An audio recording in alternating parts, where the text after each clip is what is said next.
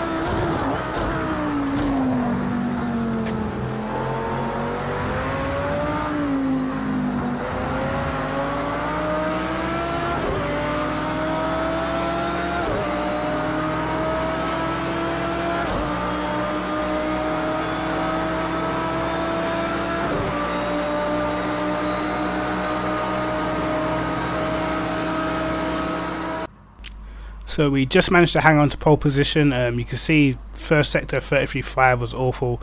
That's about 4 or 5 tenths off. The last sector 27.9, which was pretty bad, and even in the middle, normally in quali we get sort of 41.7s, 41.8, so much time to come off. Pretty lucky to be starting on pole, but managed to just hold on to it.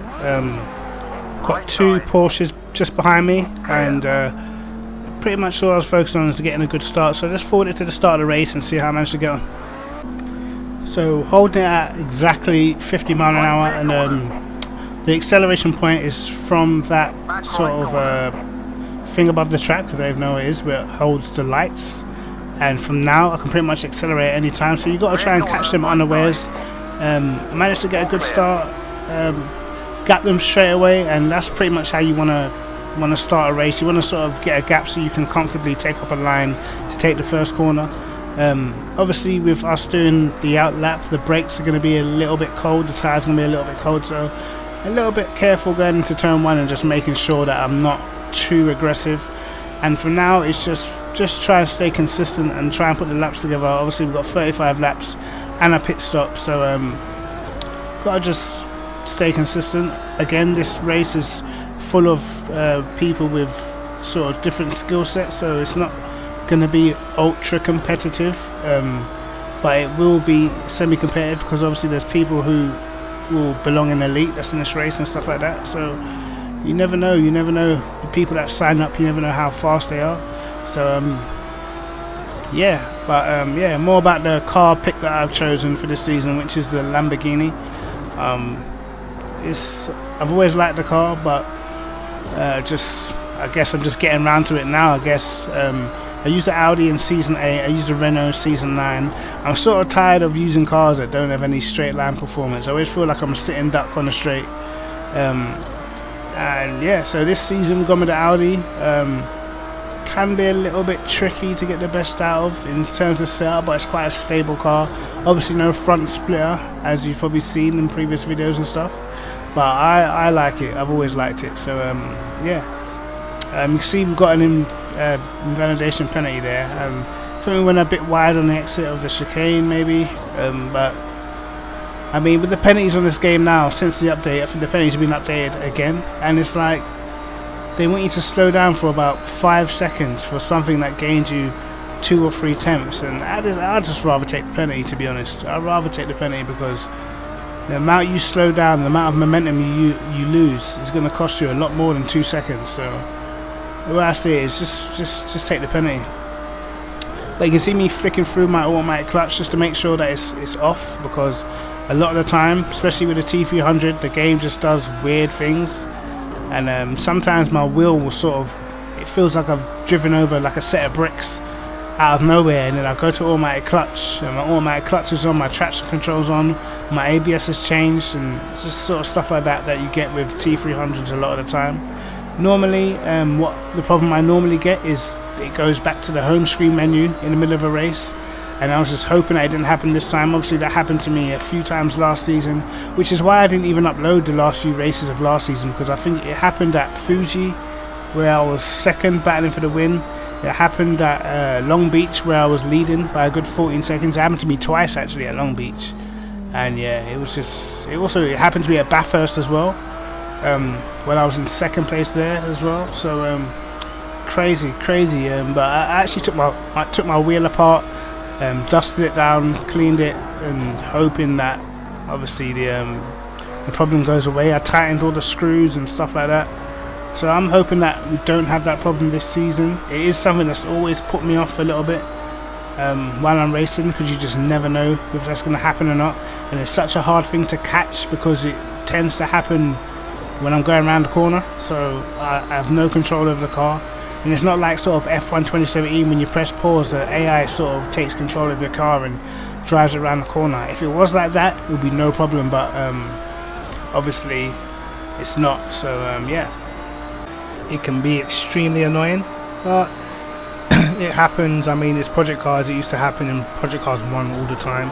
But on to Project Cars 2, and yeah, Season 10, really looking forward to it. Really looking forward to the structure of the way they're doing it. I can't wait for the reverse grid. cannot wait for the reverse grid races. An hour and a half, so that means that when we pit, we're probably going to have to take on fuel, I should think. So yeah, it's going to be hoping that your pit stop doesn't get messed up and stuff like that, and hopefully it should be some good ones.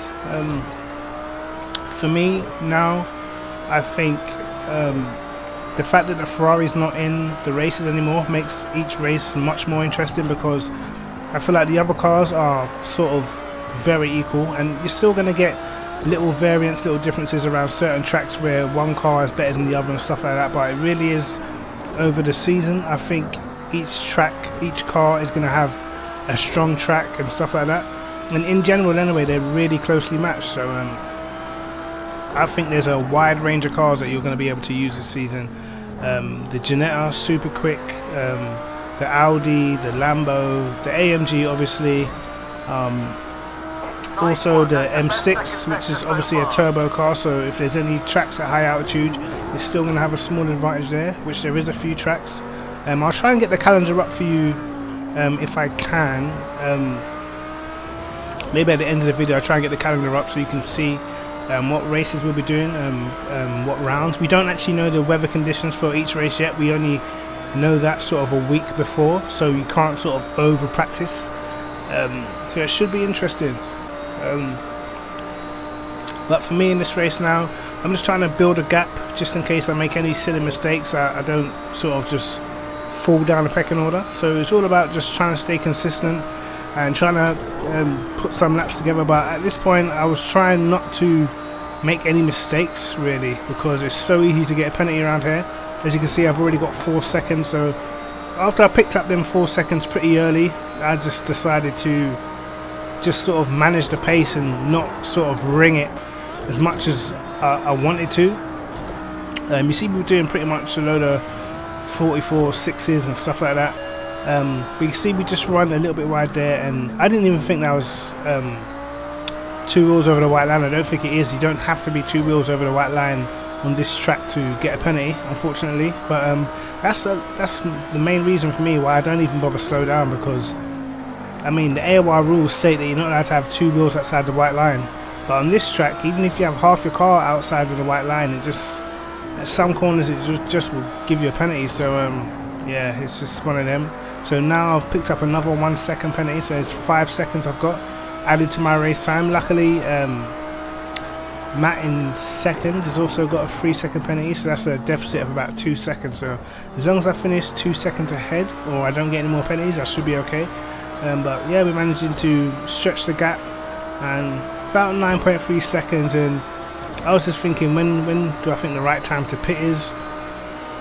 I didn't want to pit and then come out behind people and end up in some sort of crash or accident. I just didn't want to take any chances, because anything can happen when you're behind people. So yeah, I just try to stay consistent, just do the same sort of lap times, not pushing too hard, but making sure I'm doing a decent enough pace to not be completely reeled in. So yeah, it's all about just managing gaps and stuff like that.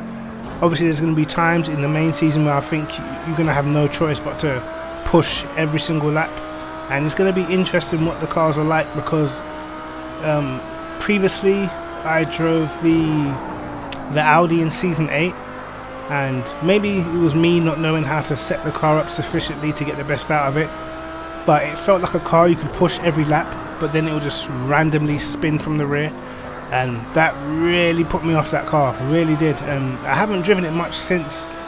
And then in season 9 obviously I drove the Renault, which was a car that was very hard to bin and pretty much didn't have any spins of my own accord. I had a few sort of run wide incidents or just go too deep into a braking zone, but not a lot of spins. In fact, I don't think I spun at all in the season. So that car was very steady and very secure, but it just lacked a bit of oomph. So there's that, and now we're in the Lamborghini, which I will be using for this season. So let's just see how the car goes. I thought about using some other cars. Let's just say I'm 99.9% certain to be in the Lamborghini, but I mean, anything can change last minute.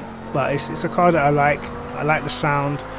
I like the look in the lime green, which is the only livery for me. There is another nice livery, it's black and red, but it's got like 666 on the side, and I don't know about all that stuff. I don't need to be putting that bad luck on myself. But I think at some stage Matt must have made a mistake. You see now he's dropped back to about 20 seconds behind. So we're gonna go and check over our pit strategy just to make sure we got the right pit strategy, because I'm planning on pitting pretty soon. And I was pretty much just waiting for the guys behind me to pit, just so I didn't have to come out behind anybody. And yeah, it's just sort of watching the gaps behind me, watching where I might come out, checking how long a pit stop might take me. Just that sort of thing. Obviously when you're racing, you sort of, most of the time you don't really have a chance to sort of analyze the whole race, but that's one of the things now this season that you're gonna have to do. You're gonna have to analyze things while you're driving if you want to make a pit stop, where you're gonna come out, where you're gonna fit in. So just things like that is what you gotta sort of try and master while still pushing, especially if you're in an intense race, intense battle, like we used to have back in season 7, when it'll be me, CJ, Carl, Catfish, you had Telmo, all these people that were in the battle, and when to pit and who you're going to come up behind, and if you pit at the wrong time, how it can destroy your race and stuff like that. But that's what I really enjoyed back then, just the strategy behind it, because on PCARS 1 it wasn't as easy to get through certain races without sort of changing your tyres, because the tyres would just burn up.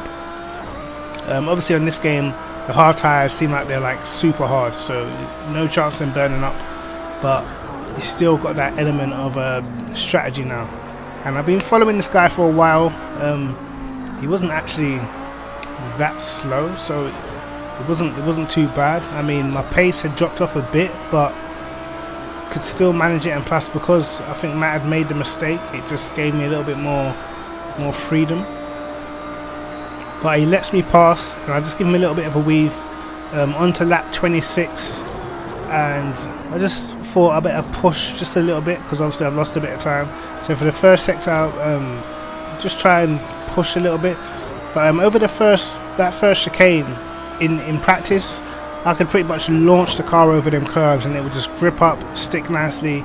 In the race, it just seemed as if they were a little bit slippery for some reason, so I couldn't sort of get on the power the way I wanted to. And actually, if you look at the bottom left hand side, you can see that Matt is actually pitted now, so he's dropped down to 3rd. He's in the pits, and I had around a 34 second lead over the next person, so definitely thought, yep, this is the lap I'm going to pit. It'll be very touch and go to whether I come out behind him, because Imola's got an insanely long pit lane, so a lot of the tracks on the calendar don't have a pit lane as long, so I think if you've got sort of 25 seconds in your pocket, you should be okay. But with Imola's pit lane, I'm not even sure 34 seconds would be enough. But I thought, even so, he's gonna have to pit soon, because obviously with the new AOR rules, you have to pit 5 laps before the end. So that's like what, 4 laps max. I might be behind someone, and I guess that wasn't too much of a problem.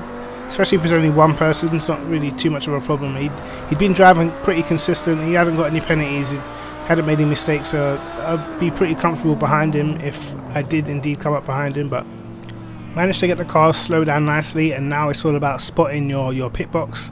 And it can be a little bit tricky with if there's a lot of people in the pit lane at the same time. But I actually put the pit assist on so I could see the sort of green mark on the floor, because I've never actually previously had this on, so I never actually used to be able to see this sort of green thing on the floor. But watch what I do here. I go into the pits and I stop early, so I stopped before I had to, and I'm just sat there for a few seconds. But yeah, managed to get job done, pit in and out, and that was it. I think the guy behind me, he would have probably passed me, but I think he pits on the same lap that I do, so yeah, managed to work out in my favour, managed to keep my lead. I think I probably lost maybe 3 seconds to Matt with that little mistake I made in the pit there. So cut the gap down to, I think it was about 24 seconds or something like that. He's not in second place in a minute, I think he's down in 4th.